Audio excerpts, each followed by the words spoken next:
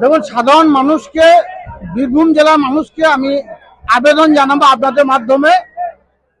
আপনারা জানেন এটা বিজেপি চক্রান্ত।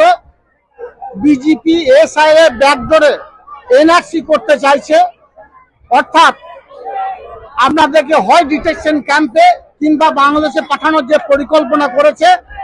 কিন্তু আমাদের মাননীয় মুখ্যমন্ত্রী মাননীয় মমতা বন্দ্যোপাধ্যায় এবং আমার দলের সেনাপতি যুবরাজ অভিষেক বন্দ্যোপাধ্যায়ের নেতৃত্বে সারা বাংলায় তথা বীরভূম জেলার যারা ইয়াং জেনারেশন, নব যৌবন, প্রবীণ নবীন যারা আছেন, যারা মামাটি মানুষের সৈনিক আছেন, সকলে সংঘবদ্ধভাবে একত্রিত হবে আলাপাত সাপেক্ষে আমরা এসআইআর এর যে ফর্ম বিলি করছে বিএলওরা, সেই ফর্মগুলো আমরা পূরণ করব এবং সঠিকভাবে পূরণ করব এবং আমরা দেখিয়ে দেব বীরভূম জেলার একটাও নাগরিক তার জন্য গণতান্ত্রিক অধিকার থেকে বঞ্চিত না হয়।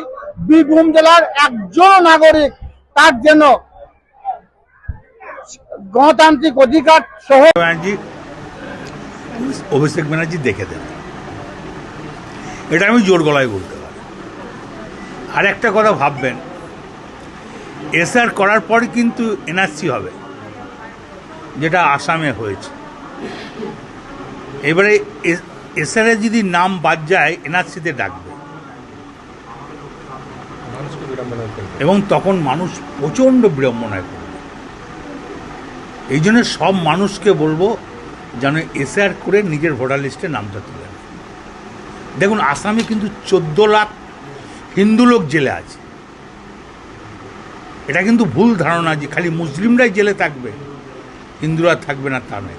আসামে কিন্তু হিন্দুই বেশি আছে। এই জন্যই সবাই মিলে একসঙ্গে হাতে হাত মিলিয়ে এখানকার ছেলেমেয়েরা যেভাবে কাজ করছে, প্রবলেম হবে না।